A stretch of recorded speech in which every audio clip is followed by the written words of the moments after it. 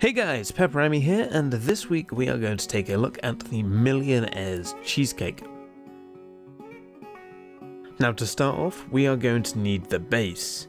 Now as this is a Millionaire's cheesecake, a buttery biscuit base is not needed. We want a shortbread biscuit base instead.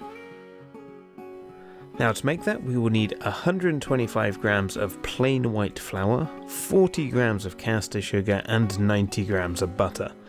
Simply add it all into a large bowl and rub together until you have something that resembles breadcrumbs and sticks together when squashed. And then tip the contents into your springform or loose bottomed cake tin and press down to form a solid disc of dough. Optionally, you can prick it with a fork and sprinkle sugar over the top to get some nice shortbread biscuits, but as this is going to be a cheesecake, that is not needed at all. Now once you have that, place that into a preheated oven at 160 degrees Celsius for 15 minutes until firm and light golden brown on top, and set aside to cool. Now while the base is cooling, we want to make the caramel layer. Now this is my first time making caramel and mistakes were made.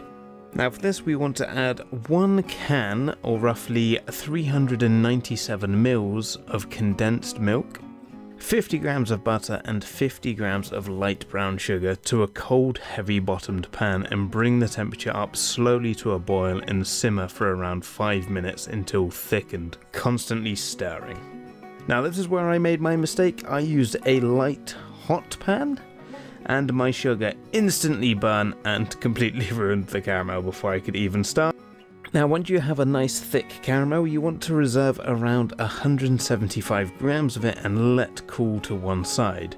And then you can pour the remaining caramel over the biscuit base and place in the fridge until it has set. Once the caramel base has cooled and set, you can work on the next layer.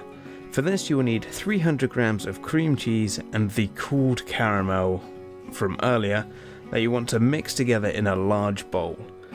Now in a separate bowl you want 200 mils of double cream, and you want to whip this until it forms firm peaks, and then fold it into the caramel cream cheese mixture and pour it over the set caramel and smooth it out on top and place in the fridge until set.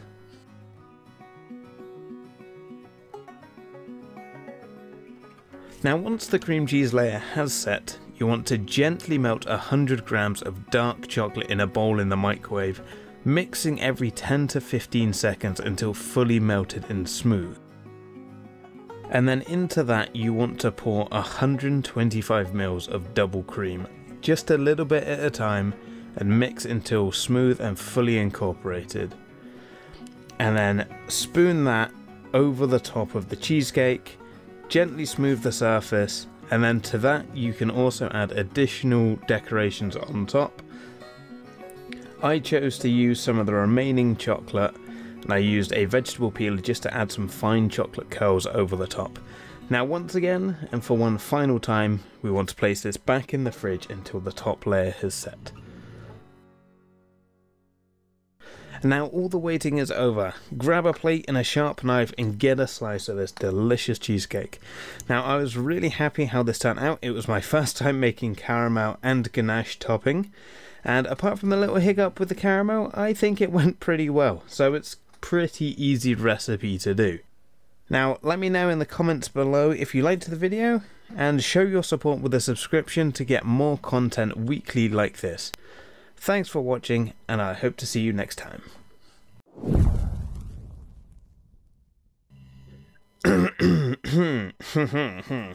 Let's get some tea up in here, shall we?